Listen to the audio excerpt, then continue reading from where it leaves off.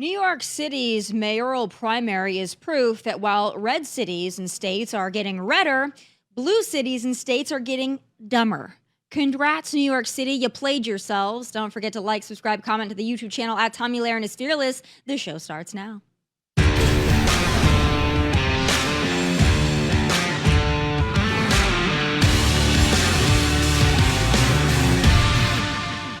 We have won because New Yorkers have stood up for a city they can afford. A city where they can do more than just struggle. And it's where the mayor will use their power to reject Donald Trump's fascism, to stop masked ICE agents from deporting our neighbors, and to govern our city as a model for the Democratic Party. Over my dead body.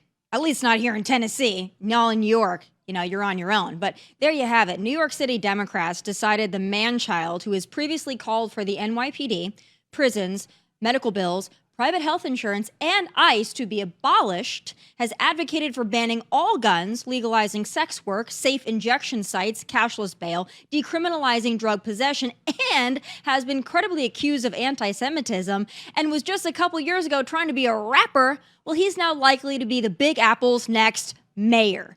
It's shocking that just 25 years after 9/11, there y'all are. I know that coastal elites think they're so much smarter than folks in the flyover states and in the South, but y'all classy, refined folks literally vote for Islamic socialists. You're not that smart. If New York City indeed does, and it looks like y'all are about to, elect an Islamic socialist, just kiss your city goodbye.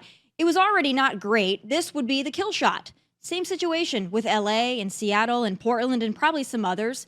These places aren't savable. It's noble that decent folks want to stay and fight the good fight, but unfortunately, y'all are vastly outnumbered by evil people and useful idiots who support evil people.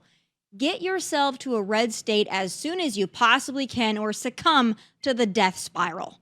And for those who are celebrating this victory, you're about to find out that you were indeed all dumb as rocks, like sheep cheering for the slaughterhouse. Joining me now is domestic extremist author Peachy Keenan. All right, I got to get your initial take on what New York City has just done. I don't know where you're based. I thank God I'm in a red state, far, far away from New York City. But even so, this kept me up at night. This really, really bothered me to see one of our great American cities possibly and likely headed down this road. What's your take? Yeah. Hey, Tommy. It's great to be here. Yeah, it's not surprising. I think we all saw this coming. These cities, I live here in Los Angeles. And so these cities are big, beautiful, our greatest cities, the greatest cities in the world, keep choosing the most crazy, insane, lunatic, socialist, Marxist, communists to run them. And they're being voted in by mostly wealthy or relatively wealthy white liberals, and they are voting for their own suicide. And I think New York, my sister lives in Tennessee. She escaped Los Angeles. She lives probably near you, and she's enjoying the fruits of not living under these socialist maniacs. And so New York is going to get it's going to reap what it sows. So is LA. All these, Chicago is seeing this too. But the problem is, how do we have an American golden age without our great cities? If we just decide, we're going to write off New York City, write off Chicago, write off San Francisco, write off Los Angeles, well, then what? I mean, can we have a truly great country without these cities? Well, the thing of it is, red states are getting redder because the people who are decent for the most part, that can afford it, they're leaving. And there are people that stay, like yourself, I'm sure, for many reasons. I'm sure family reasons. That's what I hear a lot. My whole family is here. I love the beach. I have a business here. Understandable. But I used to live in LA, and I got to tell you, I don't think these places are savable. I don't think that Los Angeles, probably San Francisco, New York City, Chicago, Portland, Seattle, I don't think those cities are capable of correcting themselves within the next 10 years. I think it's going to have to get so bad that there's a giant reset, but I really just do not see the light at the end of the tunnel until it gets just apocalyptic. I just don't, because you see glimpses of hope here and there. And I think you maybe saw it in New York City with Mayor Eric Adams. It was like, oh, okay, this guy isn't like crazy. People were like, oh, de Blasio's so bad. Oh, we're finally going to get somebody who's maybe a little bit more middle of the road. And then they go from Mayor Eric Adams, who is no moderate in my eyes, by the way. I still think he's a progressive. And then they're like, you know what? We're going to go just batshit crazy. And they're going to vote for something like this. I just don't understand how you could do that to yourself. And I don't understand how they could get that kind of a turnout for somebody like Mamdani. Like, that actually puts me on my heels a little bit. Yeah, I mean, it is shocking, but I think it is the inevitable fruit of the education system. So these cities are now filled with, kind of the normal people, the people who have stakes, high stakes in our country, who have families, have for the most part fled. The middle class has fled. So you're left with this population of childless millennials who, they have their pet, but they don't have any stakes really in the future of this country or their city, and they're just voting for their immediate self-interest. Oh, lower rent. Great. Perfect. That's it. And they've been taught in school for their entire life and in college that socialism is good, actually, and capitalism is bad and evil and must be destroyed. And they never put it together that, capitalism is the only reason that we're not in like bread lines, which is what Mamdani wants. He wants state-run grocery stores. Like how I think Soviet Russia tried that, but apparently, real socialism has never really been tried in New York City, and they're going to try it. But I do think it's the problem of the people who are attracted to these cities. They have all the jobs, they have the excitement, the bars, the club, whatever. It's cool to live in a big city. I get that. They don't live in a rural America. But the people who are going there, who are flocking there, are the most far left people in America, maybe in the world. And they just have no education. To them, the world started in 1999, or 2002. They don't even remember 9/11. They don't know what the stakes are here and what mass immigration has meant to our cities. And it's easy to fix these things if you vote for the non-maniac, but because their education has been so skewed, so politically indoctrinated for years, they just can't see two steps in front of their face. And I think the answer is that either we totally write them off and all the normal people flee and we seal the border of Manhattan and it becomes Escape from New York and just let them, cannibalize each other and just let's see what happens, guys, and we can sell tickets and watch on TV. Or we have to retake it by force. And I don't know how that works in this country, but something has to be done. Yeah, I think it's noble to say we want to save it. I just don't think it's possible. I have to be a realist about it. I just don't think so. And you brought up, all these white, overly educated people who are so overly educated they're actually stupid. That's a part of it. But I think the bigger problem here is mass migration. And nobody wants to talk about that because you're not supposed to say it. You're not supposed to say that it's abnormal that I think it's 40% of New York City is foreign born. You're not supposed to say that maybe that's a problem because it's you can't say that. No, it's a problem. It's a problem. It's okay to say great American cities not looking anything like America whatsoever and people who have come here and refuse to assimilate in the slightest. It's okay to say that that's a problem. And for some reason, these white liberals, they're so beholden to this fun idea of multiculturalism and coexist and all this that they've bought into the diversity is our strength narrative, to their own detriment, at their own peril. But when you look at this, there's one thing of the socialists. Okay, I get why some people might say, oh, everything will be cheaper, free things, I'm going to vote for that. Okay, that might be for some people an enticing concept, even though it's not workable. But when you have somebody who's made the comments that he's made about October 7th and Israel's right to exist, and some of the people he's supported, and what he's talking about with defund the police, and all of this, that to me is the more shocking element. The socialism, I get why some stupid people think that that's great. How do you explain people, and let's also mention this, 12% of New York City is Jewish. New York City has the largest population of Jews outside of Israel. And they voted for this guy? I can't explain it. Yeah, I mean, New York City is traditionally a major Jewish city. It's famous for that. And it is a little surprising that an anti-Semite, like open anti-Semite, is so successful. And I mean, remember that the left has spent the last 10 years calling Donald Trump an anti-Semite, calling Republicans an anti-Semite. But here they are. That was all fake. That's all BS. And here they are putting this guy in charge, which just proves that they don't have any values. They don't have any real ideology or beliefs. It's just whatever kind of strikes their fancy. And look, he had a very popular and visible social media campaign. You know, he kind of met these young voters where they were. He was kind of quirky and funny, and he's like a rapper. He's like, and to them, that he's like one of them. He's just some social media TikTok guy.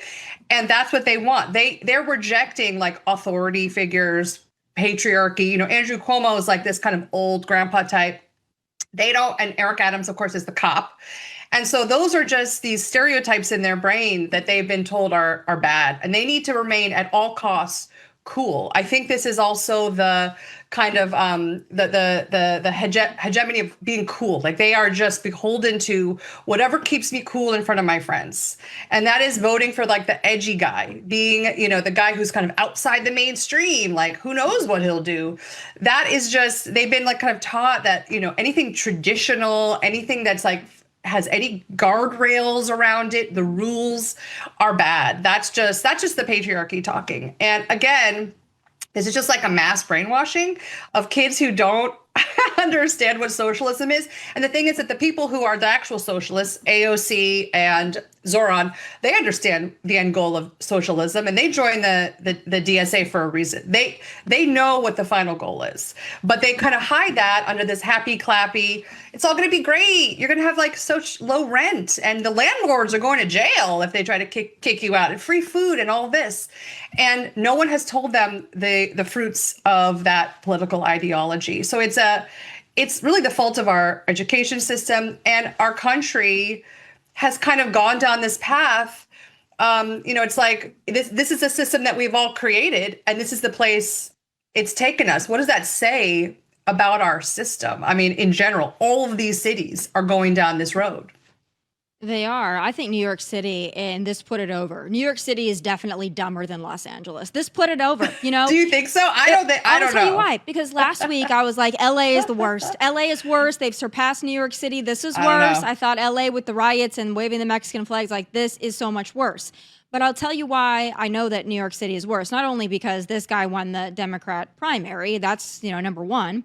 Also, but Alvin Bragg. At least in Los Angeles, you guys realized that Gascon was horrible. At least in San Francisco, they understood that having these activist DAs was a bad thing. At least there was some effort to correct.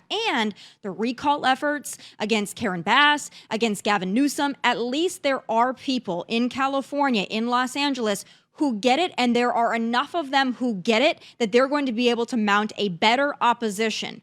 Not New York City. New York City, they are going along with it.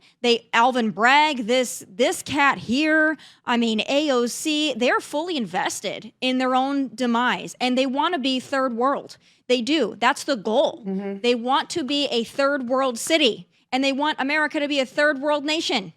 And the people in the South and the people in the flyover states were never going to allow it. So I'm at the point where I'm like, y'all can have New York City and LA, but especially New York City. Yeah, I mean, how does it even work if we just abandon the four big cities to these lunatics and then we just all kind of clump together in red enclaves? I mean, yes, that's what a lot of my friends, I've lost, 20, 30 friends from LA, from Southern California, who have moved to red states, and they're much happier. And they're always like, Peachy, what are you still doing there?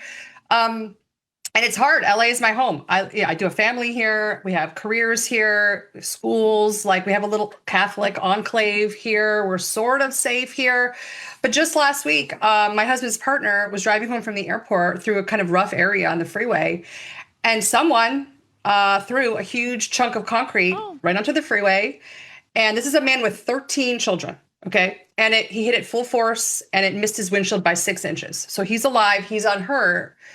But this is, it is feeling like Mad Max in these cities, physical safety, personal safety. Was that person throwing the rock, was he one of those prized freelance unhoused people that y'all are famous for? Who knows? Like, who knows? Just disappeared into the darkness. Cops never showed up. You know, who knows? if he was a citizen, some kind of like criminal citizen, a teenager, or one of our open borders activists. But this city has become a place that is scary to live in. And you mentioned Alvin Bragg. I wrote a lot about Daniel Penny when that case happened a year or two ago in New York, and how it's just unsafe for, kind of like normal men to do the thing that they're instinctively want to do, which is in a public place, they see a woman being threatened by a schizophrenic man on a subway or anywhere. Their instinct is to intervene, is to help. And we have relied on these kind of good Samaritans in New York City for years. In 9/11, there's a million stories of these incredible good Samaritans stepping in to help people. But now there's been this chilling effect in America, in cities where good men they see the news. They don't want to spend the rest of their life in jail for murder. If some crazy drug addict dies while they're trying to get him off a woman or stop someone from raping someone on the subway or whatever it is. And so you have this scenario where no one wants to intervene. No one wants to make trouble. They just want to go to their job and get home and stay out of it. And that is really lead to this incredibly low trust society where no one's going to help you. And defund the cops. So if someone starts beating you up on the subway or trying to assault you or in New York City or LA, there's no cops around to help you. And the cops are not allowed, the LA cops are not even allowed, they have very strict engagement rules. They're not allowed to fire unless fired upon. They can't ask anyone their immigration status. I mean, well, New York we City cannot continue. Go ahead. Well, NYPD. Can you imagine NYPD under the direction of this Islamic socialist, Mamdani? Can you imagine? Well, first of all, why would you be in NYPD? If that's the person who has openly said he wants to eliminate you, by the way, not just sometimes they used to say in 2020, we thought 2020 was as bad as it was going to get with a defund the police, all this stuff. They used to just say we need to reimagine. They used to say defund, cut the budget. Now you've got people who are being mainstreamed, that are being elected to lead America's largest city, saying, I want to actually abolish NYPD. If you are an NYPD officer, why would you stay there? You're going to go to Florida.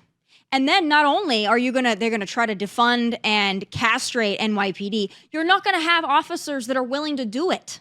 So New York City is going to become, it's always been Gotham City. It's about to become, if this guy really becomes the mayor, it looks like he's going to, I honestly, I'm fearful. I don't think it's savable then. Not only do I not think it's savable in the way that we say oh, it's a hellhole here, I actually think it's gonna devolve into anarchy. And I think it's gonna be real bad. Yeah, no, I think you're right. I mean, for a long time, I was trying to save California, and I had a lot of friends who are in these various California GOP trying to say, but we can do it. We can take back the governor mansion. We can defeat Gavin Newsom, and it always fails because the people don't want that. The people are choosing suicide. They are just like lemmings off a cliff because otherwise, it's supporting the big bad orange man. I mean, their TDS is so insane. It's so chronic. And so now I am with you. I am totally with you. I agree that these cities are not savable. It will take actually a cataclysm, like a meteor hitting. Maybe in LA, the big one can come and we can just wipe the slate clean. But again, I don't understand. We cannot have a golden age. We cannot have a great country and a healthy economy without these huge cities. There are still enormous industries in these cities. Media and publishing, oh, well, bye. I don't really care what happens to the media industry. But there's just a lot of money tied up in these cities that's going to take a while to unwind. And it scares me about our economy if we just decide to cut off all of these major arteries of our economy. Yeah, well, I think a lot of businesses are already headed out. I think it's going to get much worse. I think New York City, you're going to see a mass exodus. And the people who still live in New York City, they're going to live in Florida, and there are people that are wealthy enough to live in Florida and New York City, so they won't get the full brunt of actually living in New York City because they'll be in Miami. So great for Florida because real estate in Florida is about to get really, really expensive. It's about to go nuts. And probably same here in Tennessee, of course, Texas. So for me, I'm at the point where I'm in like this survival mode. So I am now, you call yourself a domestic extremist, okay? I am now about to be, I used to be one of those California people, by the way, who said I can help save, I can open up people's eyes. And when I left California, I was like, I'm just going to dedicate myself to warning people about what happens when you California your great state. So I moved to Nashville. That was the height of COVID. I warned them about mask mandates. I warned them about what happens when you start giving into these COVID tyranny policies. And I'm like, listen, I came from LA. Like, don't do this to yourselves. So now I'm just fully dedicated with anything that I have in my platform to saving the red states and keeping our red states from being destroyed from the inside out, right?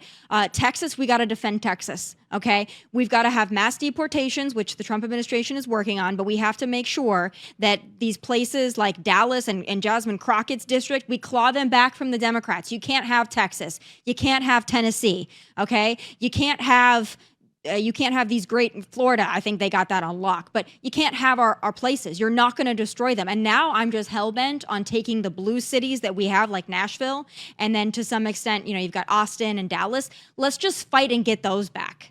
I think that's a more worthwhile endeavor. I really do. Right. Yeah. I mean, I was going to ask you about Nashville because again and again, you have these wonderful red states, but these bright blue cities that are run by the same people who are running New York and LA, just like little mini versions of them. But all they these, can't inflict enough damage. They can't inflict enough damage on the rest of it. And guess what else? The people in Nashville, for the most part, the people that have actual like money and families and whatever, they don't live in Nashville. They don't live in Davidson. Right. They live in Williamson. Right. Okay. Williamson, and that is about as red as you can get. And so, yes, we have these blue cities, of course, and they're a problem. We've got this little Mayor Freddie here who wants to essentially dox ICE agents. But, he will meet the consequences for that because he is in a very red state that will be reliably red. Like, over my dead body, will they allow these blue specks to expand? So I think that's the goal now. I think just make your red states redder, push out the blue city element, and get your cities red. So I think that should just be the goal. And LA, I think you're going to have to deal with it yourselves in LA and New York City and Seattle and Portland. Best of luck. I just don't think we should dedicate resources to it. No, I agree with you. It's just, to me, still, it's unbelievable because it does feel like we're in a kind of like a civil war moment where there's just two totally bifurcated sides, two totally different ideologies, people living in two totally separate worlds. One side wants to destroy the country and everything that built it and shred it all and start over and redistribute all the wealth and seize your home and brainwash your children and open the borders and let everyone in from all around the world who also will help them do that because they also hate America.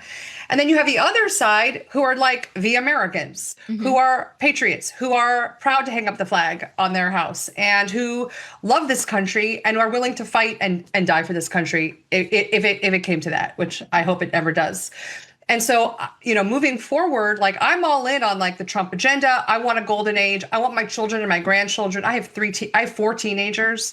Wow. I want them to have a country that they can like choose a place to live. They can't live in California, fine. But I want their children to be able to, have nice lives. And I don't see how that's going to happen if we literally sacrifice all of these states to this ideology. Now, I'm not saying we should dump resources into them, but it's going to be interesting in 10 years if it gets so bad that finally the liberals wake up and think, oh, you know what? I think I got radicalized by these horrible mayors and horrible governors. I am going to start voting Republican. That has happened in California to some people. COVID radicalized a lot of moms. They left the school, and the fires in Altadena and the Pacific Palisades. Pacific Palisades is my hometown, and I live in Altadena, and both are basically got destroyed by their crazy climate policies. People have been radicalized. The question is, can enough people be radicalized? And I think you're right. They're so far gone. I love when you say radicalized, though, because that's what it's become now. Now, I really do believe it's so crazy to me because whenever I enter like the Breakfast Club, or anytime I have liberals on my show, or anytime I'm interviewed by, Wall Street Washington Post, whatever it is, these liberal outlets, they're always ask me questions about what it's like to be controversial. Like, what's it like to be so controversial? And I have to take a step back and be like, you're gaslighting me.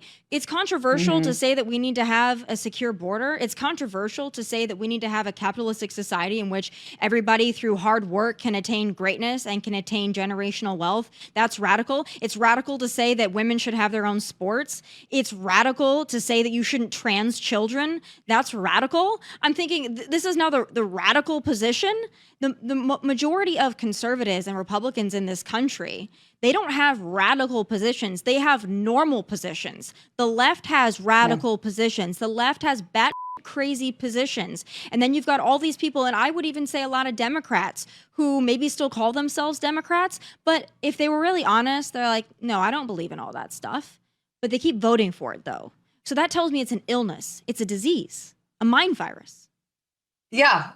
Oh, yeah. There's study after study that shows that there's much higher rates of mental illness among liberals than there are among conservatives. I don't know, huge numbers of them they don't know their own gender, they're depressed, they're anxious, they have self-reported mental illness. So either being a liberal makes you crazy, or crazy people are drawn to the Democrat Party. It's probably a combination of both. But yes, exactly what you say. We are, I really feel like I'm a normal person. I'm just common sense, and I voted for common sense. I voted for Donald Trump because I like common sense. I like having laws and police and borders and a healthy economy, and there are only two genders.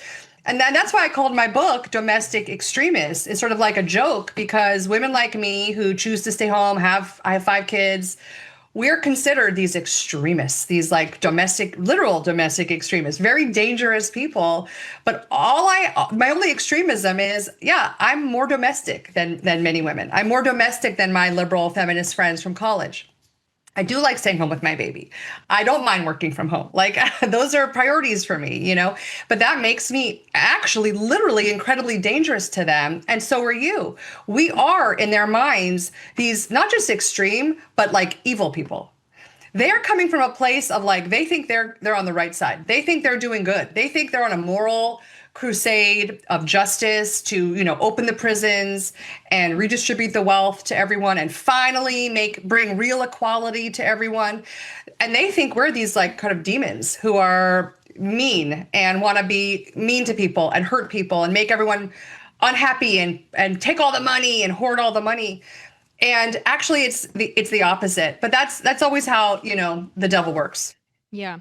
Well, in LA, I think it's much more a white guilt problem. In New York City, I think it's a mass migration problem. I really do. I think that when you have places like New York City, especially New York City, I think there's white guilt in there for sure. But I think you also have mass migration that has completely changed the demographics. LA, not so much. LA is still, of course, there's a ton of diversity in Los Angeles, but I think there's a lot more people that vote Democrat or they vote for LGBTQ and all this shit because they feel guilty for being wealthy and white. I think New York City is a completely different animal. Yeah, I think you're right. I mean, I just did think, though, that all the busing of immigrants to New York City, to the Roosevelt Hotel in Midtown, and from my friends' reports, they're just like parks and sidewalks filled with, young immigrant men of all kinds harassing women and doing all of these things. I really did think that people would think, oh, you know what? Maybe this is not a great idea. Like maybe this is not how I want to live in my city, and I can't push my kid's stroller down the street. And instead, they basically voted for one of them. Yeah. I mean, we pretty much talked about one thing the entire time, but I really enjoyed the conversation. I think it was an important one. I do have to ask you this, though, because we're talking about LA. I'm about to do my final thoughts on it. But y'all have a vice mayor, okay, of a small city. So it's a small city in LA County, who is under a lot of backlash right now for a video. I'm going to play it in my final thoughts, but I have to get your take on it. Let's take a listen to this one. Not for nothing, but I want to know where all the cholos are at in Los Angeles. 18th Street, Florencia. Where's the leadership at? Because you guys are all about territory, and this is 18th Street, and this is Florencia. You guys tag everything up, claiming hood. And now that your hood's being invaded by the biggest gang there is, there ain't a peep out of you. It's everyone else who's not about the gang life that's out there protesting and speaking up. We're out there like fighting our turf, protecting our people. And like, where you at? Bien calladitos, todos los chulitos. I'm like, dude, they're running amok all up on your streets and in your city. And peep, when the big gang guns come in, nothing but like quiet, and we're out here, the regular ones that have never been jumped in, out here calling things out trying to organize people, trying to do the thing. So don't be trying to claim no block, no nothing. If you're not showing up right now, trying to like help out and organize, I don't want to hear a peep out of you once they're gone, trying to claim that this is my block. This was not your block. You weren't even here helping out. So whoever's the leadership over there, just get your members in order. Y'all vote for this kind of stuff? Wow. Yeah, that's like a throwback to this movie, the 90s, Mi Vida Loca, which was about, Chicana girls like that who were like the girlfriends of all the gang members here. So she calling for the gangs to come and kill ICE. Yeah, I don't know how else you Yeah, could interpret that. I mean, that's Right. that's really what she said, almost word for word. Yeah. She said, and I don't know if she was drunk or not. She sounded like she could have been. Probably. But she's saying, all you people that run the gangs here in Los Angeles, why are you not out here taking care of ICE and federal agents? Why are you not out here killing them? Why do us regular folks have to be the ones out here instigating riots and mostly peaceful arson? Why are you not seeing this as a call to arms? That's really disturbing. Right. That's really disturbing. Yeah, I mean, I think we need an IQ test to hold office in California at this point. It's like she's activating the sleeper cells. I have to worry about the Mexican gangs. Here's the problem though. She's a doctor, from what I'm told. So that means it's not actually a problem of not being educated. It's a problem of being overly educated in these insane asylums that we call universities. That's the problem. I think that somebody who just graduated high school, got a GED, and went to a trade school, I think those people are much smarter, more well-adjusted, more sane than these people that have PhDs from God knows where. These people think that they're the smartest people, but they're the dumbest people. Overeducation is the problem. If you're inciting an insurrection and calling for people to kill federal officers, I feel like something you're calling for gangs. Yeah, I feel like something happened agents. on January 6th that got a lot of people put in jail for inciting violence. And meanwhile, the mayor of LA, Karen Bass, I call her Kathy Bates, she's been railing against the ICE agents wearing masks on their faces. Like, how dare they cover their faces? We have the right to know who these guys are. Excuse me. People are calling for their death. Can we? I wonder why they want their faces covered when they're being filmed in violent, dangerous neighborhoods.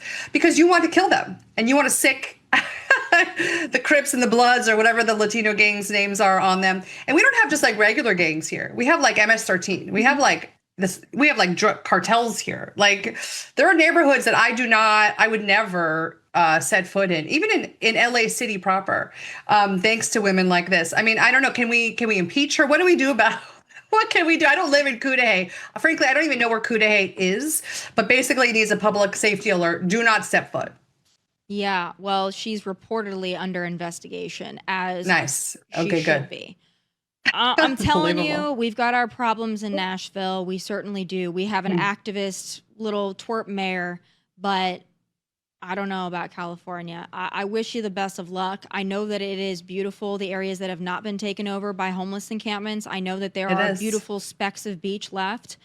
But I don't know. I just got to tell you, again, I will echo this. I know your family's there. I'm sure you live in a beautiful neighborhood with a beautiful house and all of this. But I'm just telling you, you will breathe a sigh of relief if you come to a red state. You will go on vacation to LA, but you will love living in a place where you don't have to be terrorized. And that's all I'll say about it. But your friends know, your sister knows. It's not savable, man. Yeah, no, I totally agree. And my mother just moved to Williamson County also last year. And she did this just a few months after selling her house that she had lived in LA for many years and then burned down in the fire. So she got very lucky. She is loving life. And her and my sister literally call me every day and say, we're saving you a spot, Peachy. Like, what are you doing? And so I think one day for sure. I mean, believe me, I would love to be your neighbor, Tomi. I'm telling you. You got to think about it for the good of your family. If it keeps getting worse, you got to do something. Yeah. Thanks for such a wonderful conversation. I really enjoyed it. Please come back. I'd love to have more. Thanks so much, Tomi. Bye-bye. Thank you. All right, folks, we just talked about it, but we got to go into it again. The fish rots from the head down, and it looks like that rot has reached the vice mayor of a small city in LA County. Yep, it's time for final thoughts.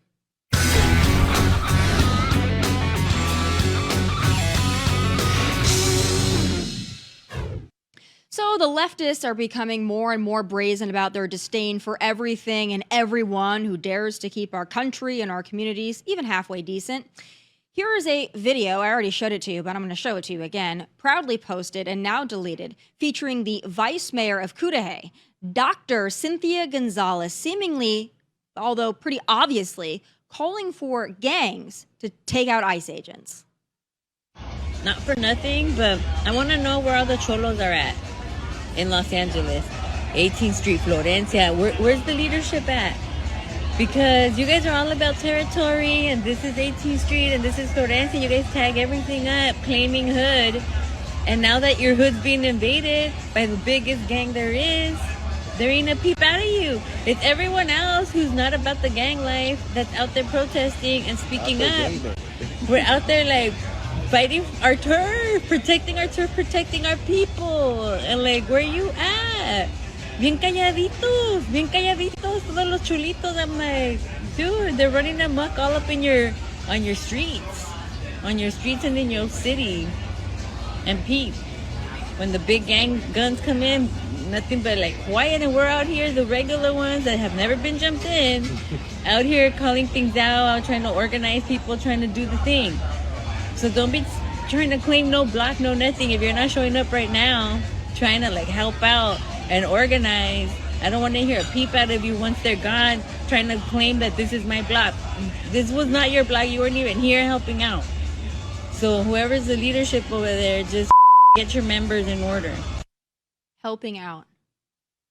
Well, the FBI is reportedly investigating that post and its star, though the FBI cannot officially confirm or deny that at this time. But I hope to goodness they are. I hope they arrest her, and I hope they charge her, and I hope she never shows her face again. Also, according to a deep dive by our own Bill Malhusian, not only is this woman a vice mayor and also obviously batshit crazy, last month, UCLA apparently hired her as their new director of the Principal Leadership Institute, describing her as a leader in educational equity and social justice. Oh, and the LA Times also previously endorsed her as the best pick for LAUSD school board. It should come as no surprise that the more morally repugnant you are, the more DEI positions you'll be eligible for in and around the hellhole that is Los Angeles. That woman is sick, and she's a traitor. Also, for those like Hakeem Jeffries and little Jerry Nadler who demand federal agents not wear masks or conceal their identities, do you get it now, or do you just not care? Come get your Democratic freak show pals. With each passing day, they only make the case for President Trump, Tom Homan, and Stephen Miller. I'd also point out that elected Democrats far and wide, apart from pretty much just John Fetterman at this point, not only want criminal aliens to stay here, they also have no problem openly and proudly endangering the lives of law enforcement and federal agents. This should not come as a surprise from the defund the police crowd, but I'll tell you what, this level of extremism on the left could make even a 2020 BLMer blush. Do better. Y'all are sick, and you make me sick. Those are my final thoughts. Please be sure to tune in tomorrow live, 1 p.m. Eastern. Catch full episodes on Outkick and Fox Nation. Please like and subscribe to the YouTube channel at Tomi Lahren is Fearless. From Nashville, God bless and take care. Hey, thanks for watching. If you want more of my hottest takes, must-see conversations, and of course, my final thoughts, click here and make sure you subscribe here so you never miss a beat. I'll be here every weekday, and I hope you'll join me.